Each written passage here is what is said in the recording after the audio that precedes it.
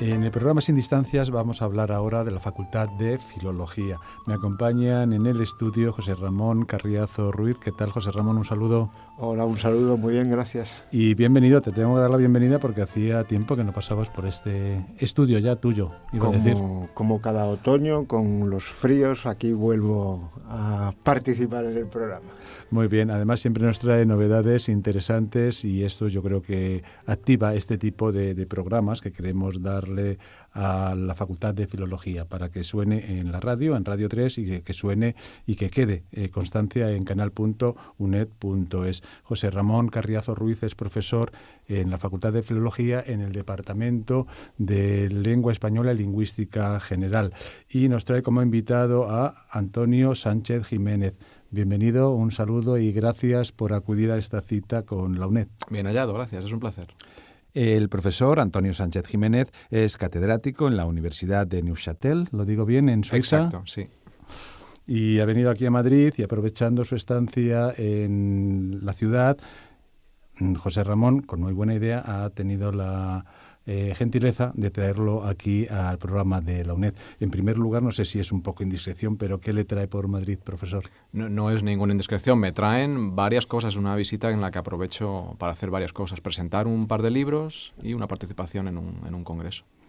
Sí, el congreso que le trae a Madrid, ¿lo desvelamos? Sí, se puede desvelar. Es un congreso en la Biblioteca Nacional sobre Lope de Vega en la era digital, ¿no? Sobre humanidades digitales y Lope de Vega en la red, herramientas de investigación digitales para analizar a Lope. Es una buena combinación, ¿eh? Sí, el parece príncipe que sí. de los ingenios en el Sí. siglo de oro, que parece que está ahí en los museos sin salir. Bueno, aquí además en Madrid se conserva su casa, ¿no? Exacto, sí. Mantenida como estaba más o menos en la época, ¿no? Bueno, sí, una recreación, ¿no? por lo menos está estudiada la reconstrucción que han hecho. Pero ese salto a las nuevas tecnologías y que se pueda ver o disfrutar con el pensamiento de hoy del siglo XXI, es una buena combinación. Es una buena combinación y hay herramientas muy útiles para investigadores. Catálogos de actores de la época, por supuesto obras en red, catálogos de censuras de obras teatrales de Lope. Realmente hay bastante y se trata de ver cómo utilizamos esas herramientas, cómo las construimos.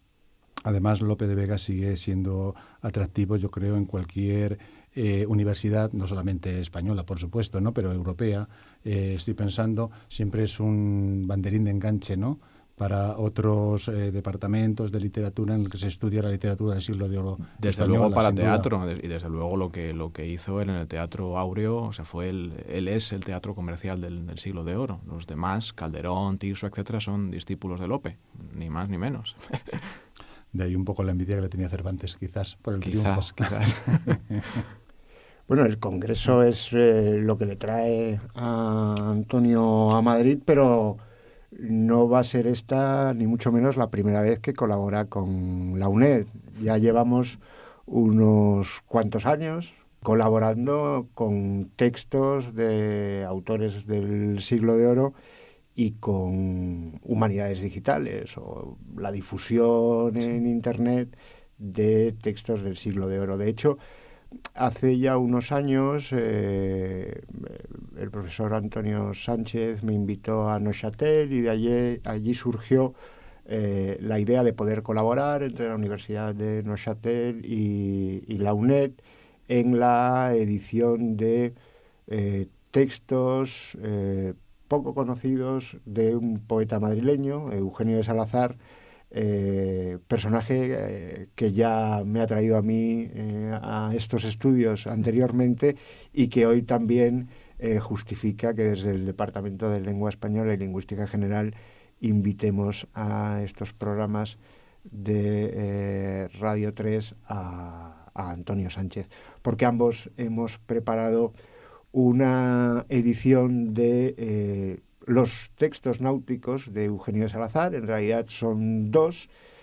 Esto surgió como la posibilidad de hacer una segunda edición de La navegación del alma, que es un poema alegórico, 3437 de Casira. Por ahí. Este texto había sido editado en 2011 en Estados Unidos, en México, por una investigadora estadounidense, y esa fue la primera edición desde que se compuso la obra, se conservaba manuscrita. El manuscrito está accesible por internet, así que invito a todos los estudiantes que estén pensando en elegir un tema de trabajo fin de grado que le echen un vistazo a la Biblioteca Digital Hispánica y que busquen allí textos que hay, entre ellos La navegación del alma de Eugenio de Salazar. Pero el texto requería pues, una edición nueva, una edición, por un lado, que modernizase la ortografía de los versos, porque la edición que había hecho Jessica Locke seguía, en cuanto a los usos ortográficos, los del manuscrito de Eugenio de Salazar. En realidad, él no es su letra, ¿no? Sabemos que el poema está copiado posiblemente por su hijo Fernando, por lo que dice en el testamento, pero sí las apostillas y las correcciones sabemos que es la letra de Eugenio de Salazar, porque Eugenio de Salazar había sido fiscal en la Audiencia de Santo Domingo y fiscal en México, y los fiscales estaban obligados a emitir informes secretos que tenían que enviar a su majestad de Felipe II, que los leía personalmente, y por lo tanto conocemos su letra de la época de fiscal y podemos saber que las apostillas y las anotaciones al margen del manuscrito son de Eugenio de Salazar. Pues bien, había que tratar de hacer una nueva y segunda edición que completase la que ya existía, pero Antonio llegó a conocer un segundo texto de tema náutico, que es la carta que envía Eugenio de Salazar desde la isla española, desde Santo Domingo, desde la Audiencia de Santo Domingo, al licenciado Miranda de Ron, del que no sabemos nada, pero que debía de ser un amigo suyo. Desde luego conocía a su familia y le envía besos y saludos de su esposa y de sus hijos a este licenciado Miranda de Ron, y le cuenta la travesía desde el puerto de Santa Cruz de Tenerife hasta la isla española, hasta el puerto de Santo Domingo, en un estilo muy llano, y la verdad es que es un texto muy gracioso. A Antonio le gustó y lo añadimos a la edición de La navegación del alma, y lo que iba a ser una segunda edición de La navegación del alma se convirtió en esta colección de textos náuticos de Eugenio de Salazar, que se puede leer a través de Internet. Es una edición electrónica que puede consultarse desde la página de la Universidad de Neuchâtel y desde la página del proyecto de estudios indianos de la Universidad del Pacífico de Lima, Perú. Así que invito a todos los oyentes a que, si tienen curiosidad, pues busquen en su buscador habitual textos náuticos de Eugenio de Salazar y encontrarán alguno de los dos enlaces que yo he mencionado, y ahí pueden descargarse la edición. Y si quieren divertirse, que empiecen por la carta del licenciado Miranda de Ron, y si quieren aprender cosas graves y morales, pues que empiecen por el poema alegórico de La navegación del alma. Y bueno, este es el motivo que me impulsó a mí a aprovechar que, ya que Antonio estaba en Madrid por el Congreso de Lope y las Humanidades Digitales, pues que se acercase a conversar con Miguel y conmigo sobre Eugenio de Salazar, que por otro lado, en la cantidad de cosas que hace Antonio, es un grano de arena, un granum salis, porque, como nos ha dicho, además del Congreso, viene a presentar 2 libros. Creo que deberías hacer uno de... Empecemos, quizá deberíamos empezar por el más cercano cronológicamente, ¿no? Uno que voy a presentar en el Museo del Prado, que realmente es un libro coeditado, ¿no? Soy yo y varios autores, un compañero, por cierto, de la UNED, Antonio Urquizar, de Historia del Arte, Juan Luis González García, de la Universidad Autónoma de Madrid, y Adrián Sáez, de Ca' Foscari, de Venecia. Es una conjunción de filólogos, historiadores del arte, para un libro que son unos memoriales españoles por el arte de la pintura, ¿no? Unos memoriales españoles en defensa de la pintura. Resulta que en el siglo XVII los pintores tenían que pagar un impuesto sobre el valor añadido, la alcabala, y se rebelan contra este impuesto. Y este libro lo hacen unos intelectuales del Círculo de Lope de Vega, unos memoriales dirigidos al rey, pidiéndole a la Hacienda Real, pidiéndole que eliminara ese impuesto, porque la pintura es un arte noble y los nobles no pagan impuestos. Así que ese es el libro que presentamos en el Prado. Hombre, un sitio excelente para presentar este libro, además que está ahora en el Bicentenario, ¿no? Sí, celebrando el Bicentenario. Sí, sí. Muy Además, bien, claro, es un libro pensado para un público también de historiadores del arte, por tanto el Prado es el lugar oportuno, por eso lo pusimos ahí. Y es bueno también, profesor Sánchez Jiménez, yo creo la conjunción esa de que no sea un compartimento estanco, porque es un libro de arte, pero también tiene ramificaciones en la filología, ¿no? De ahí yo creo que es un acierto el que se pueda ver desde las dos disciplinas, ¿no? Yo creo que aportamos, cada uno desde nuestro punto de vista, los filólogos y los historiadores, aportamos nuestro granito de arena. Los filólogos asentamos el texto, o sea, hacemos una labor textual que ellos no hacen, es decir, mirar las diferentes versiones en las cuales se ha conservado el texto, fijar una y explicar por qué ha habido esos cambios textuales. Y luego, además, como los autores son del círculo de Lope de Vega tiene ahí un dicho y deposición. José de Valdivielso, que es un capellán toledano, amigo suyo, poeta. Juan de Jáuregui, pintor y poeta. Es decir, hay parte literaria que tratamos nosotros. Lo que aportan los artistas, ¿no?, los compañeros de historia del arte, es todo este contexto de el problema de la alcabala, los problemas de la consideración social del pintor en el siglo de oro, que no eran pocos. Es una profesión que está pasando, como dice un libro célebre, de artesano a artista, ¿no?, a considerarse como un oficio manual, bajo, servil. Es la consideración social, ¿no?, en toda su regla, vamos. Sí. Eso se juega, no se juega solamente este impuesto, sino cómo se considera la pintura, un arte liberal, noble, o un arte manual, servil. Sí, esta forma de trabajar de Antonio, precisamente, que es la que justifica que lo invitemos a un espacio de lengua española, aunque él se dedica a la literatura, se caracteriza por la transversalidad, ¿no? Él trabaja con historiadores del arte, o en el caso de los textos de Eugenio de Salazar, hemos trabajado juntos, yo la parte de lengua, porque si el texto había estado 400 años sin editarse es porque todos los anteriores que habían intentado editarlo desde la preceptiva literaria o desde la historia de la literatura habían encontrado dificultades lingüísticas muy serias en el tratamiento o en la construcción de la alegoría mediante terminología náutica. Entonces, hacía falta que se conjugasen, por un lado, a alguien que conociese de primera mano la terminología náutica del siglo de oro, que por otro lado Antonio también conoce porque ha hecho historias de piratas y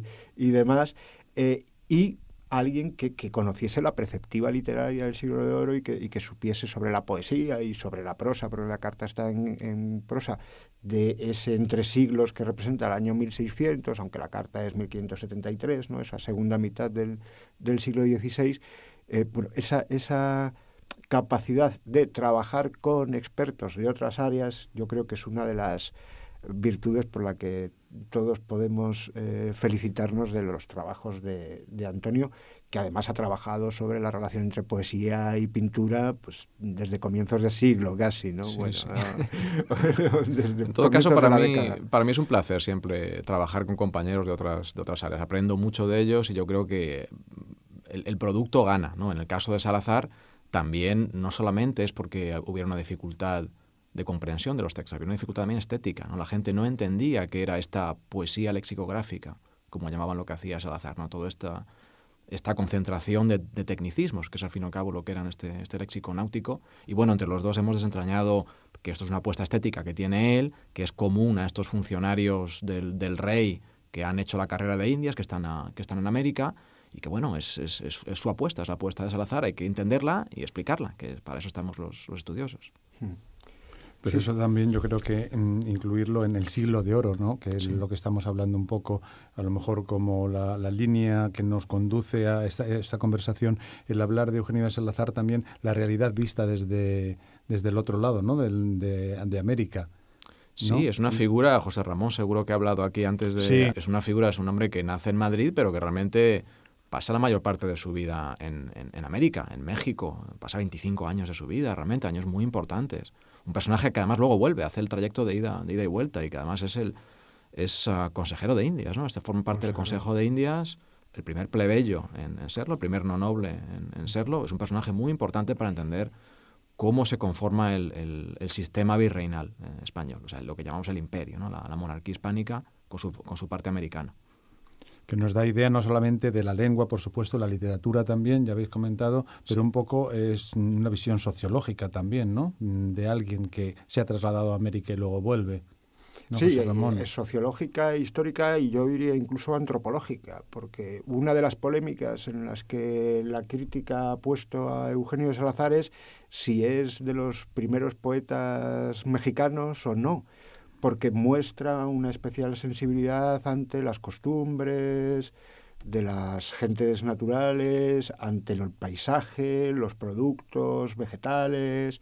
Y bueno, tiene una descripción de la Laguna de México, que es el primer poema panegírico que destaca el asentamiento, la belleza y la habitabilidad de la Ciudad de México.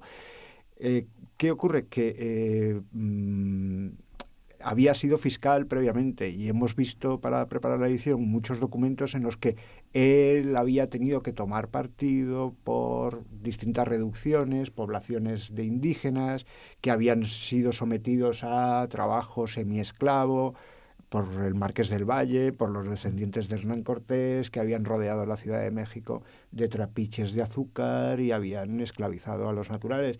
Es decir, Salazar, la vida de Salazar o cómo se desarrolla su carrera como funcionario real, nos muestra la sensibilidad, digamos, de ese funcionario o de esa corona o de esa por el desarrollo o la civilización de los individuos propios del país. La verdad que sí, hay que aprovechar que está aquí Antonio Sánchez Jiménez, como he dicho, que es profesor en la Universidad de Neuchâtel, en Suiza, y tiene muchas cosas que decirnos y se nos va a quedar corto el tiempo. ¿Qué más novedades nos puedes contar, Antonio? El otro libro que presento es la biografía de Lope de Vega. Ahí queríamos llegar, ¿verdad? Sí. Esta que precisamente se presenta en la casa de Lope de Vega, a la cual hicimos referencia antes. Y esto es la primera de una serie de biografías en la editorial Cátedra. Biografías de escritores, me refiero. La idea era que en el mercado español no existe este producto de biografía de escritor, una biografía que sea legible para un público general, o sea, que uno pueda sentarse a leerla, pero que esté absolutamente basada en criterios científicos, es decir, que lo que se diga allí sea, entre todas las comillas del mundo, verdad. O al menos que esté explicado de dónde sale, sí, o sea, de dónde sale esa información. Y a mí me tocó esta de Lope y claro, yo soy lopista, lo he hecho con un enorme placer. Y bueno, a eso he dedicado unos años de mi vida y realmente ha sido placentero y el mejor elogio que me hacen acerca de esta biografía es que se lee como una novela. Yo al principio me lo tomé un poco con una cierta reticencia, digo, bueno, no es una novela, ¿no? Pero lo que quiere decir la gente, porque me lo dicen como un elogio, es que se lee de manera fluida.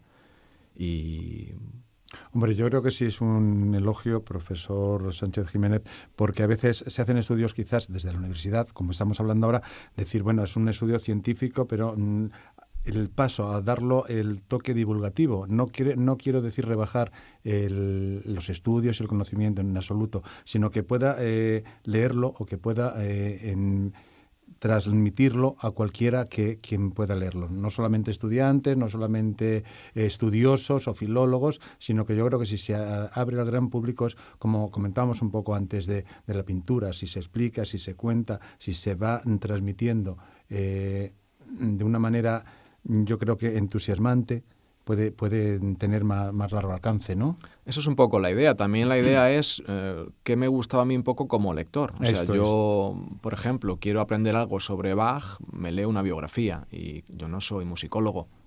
Quiero, sin embargo, algo contrastado, algo serio, pero legible, ¿no? O sobre Freud. Me parecía que la manera de acercarse a una época y a un modo de pensar era a través de la persona, una manera muy, muy fácilmente, con la cual podemos empatizar de una manera muy fácil. Esa es la idea de esta colección de biografías y de la de Lope, claro, la que la abre. Claro, la biografía es un género histórico, pero de los géneros históricos es el más transversal. El más literario de los históricos. Bueno, quién sabe.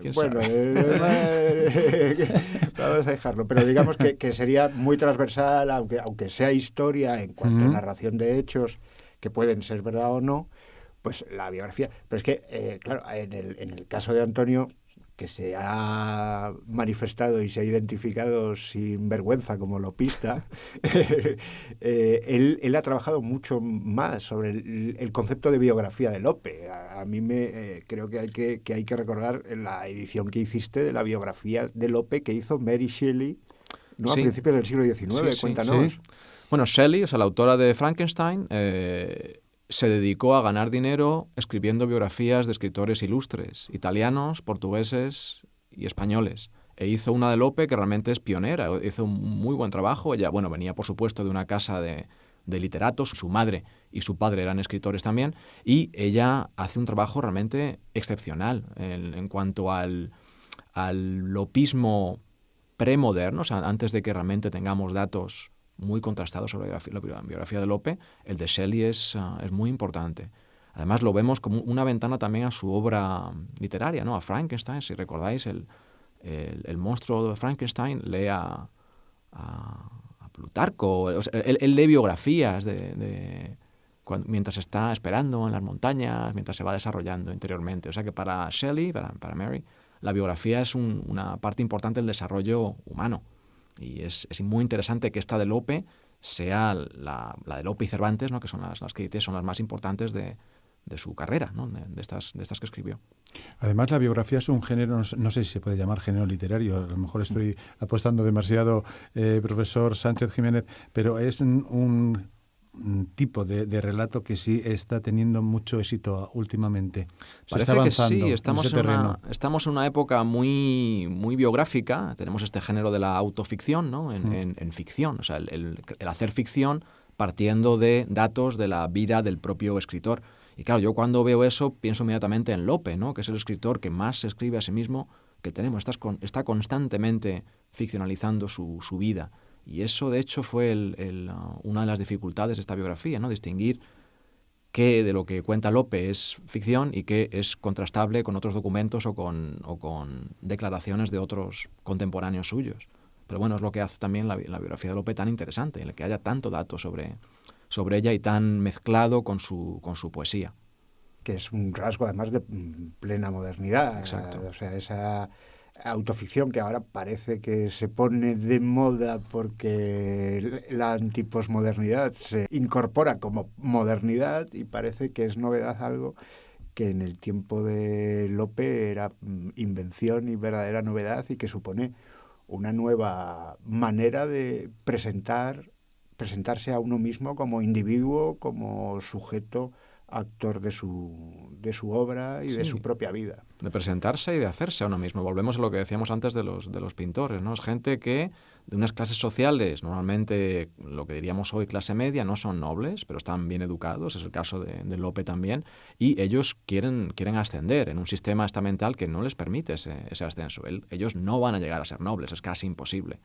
Bueno, ese reescribirse, este representarse, es una manera de hacerse comprensible a una sociedad que es que no entiende esa posición, una sociedad que está realmente en un momento de transición muy fuerte. En un sistema van hacia el capitalista, pero todavía no lo son. Tienen nobles y plebeyos por una parte y ricos y pobres por otra, y bueno, puede haber un hidalgo pobre como Don Quijote o viceversa, o plebeyos ricos como los villanos estos ricos de los que habla Lope o Calderón, el alcalde de Zalamea o Peribáñez, etc. En esta situación se inscribe Lope y de ahí no es esa obsesión con presentarse de una manera comprensible para sus contemporáneos, favorable. Y quizás es una forma de proyectarse el público de Lope o la sociedad del momento, los que le seguía, porque tuvo un éxito, bueno, era el más famoso, sin duda. Sí, porque las representaciones eran como se seguían, ¿no? En el teatro.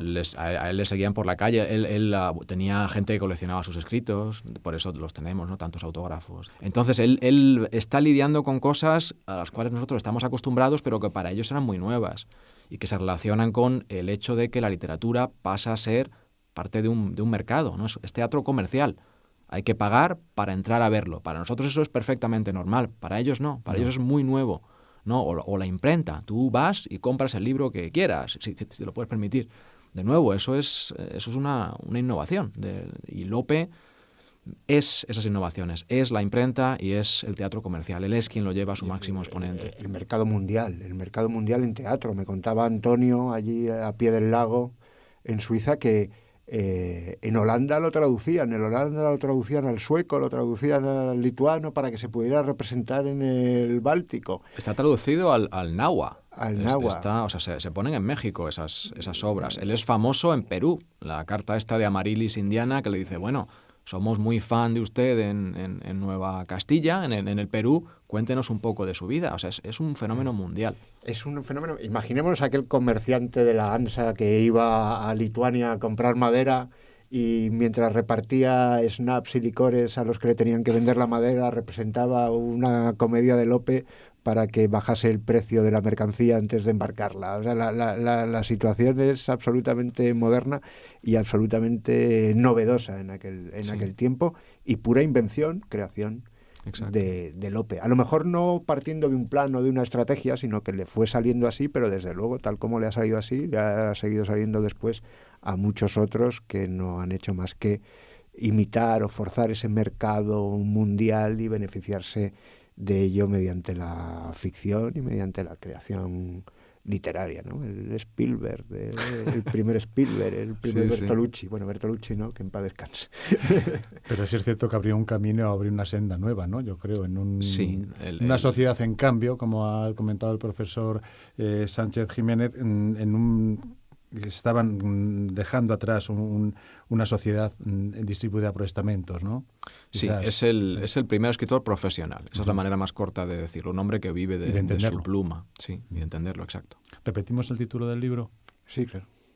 Lope, el verso y la vida. Buen título, además. Bueno, y estamos agotando el tiempo. Estamos agotando nada. Pero yo quería hablar de un libro que tengo encima de la mesa que se llama El Señor del Relámpago, autor Antonio Sánchez Jiménez. El Reino de Cordelia, la editora. Sí. ¿Qué es este libro? El autor ese me suena. Esos son cuentos, es decir, eso ya es ficción mía. O sea, no es mi faceta, digamos, de profesor, de estudioso, de académico, sino de aficionado a la literatura, en este caso creación literaria. Es una burda imitación de Jorge Luis Borges. Tenemos un lado borgiano, pero creo que no nos va a dar tiempo a sacarlo. Discutimos siempre mucho, a él le gusta decir borgiano y a mí me gusta decir borgesiano, pero creo que lo vamos a dejar ahí por hoy, y ya otra vez que nos visite Antonio lo volvemos a invitar ya esto, sí. Y hablamos de la ficción y del lado argentino borgesiano. Bueno, yo creo que esto entonces pide una segunda cita, ¿no?, en esta mesa de estudio, porque trasladarnos a Suiza es un poco más difícil. Bueno. Lo que yo no entiendo, cómo da tanto tiempo, no sé si allí cunde más el tiempo en Suiza, al lado del lago, de Neuchâtel. Hay menos diversiones. Hay menos diversiones. Pues profesor Sánchez Jiménez de la Universidad de Neuchâtel en Suiza, que ha sido el invitado de honor, es decir, de este programa, que fue una idea de José Ramón Carriazo Ruiz, profesor de lengua española en la Facultad de Filología de la UNED. Muchas gracias por acercarse a este espacio y esperamos que haya una nueva cita por aquí. Sin duda, muchas gracias. Muchas gracias, Antonio. Gracias, Miguel.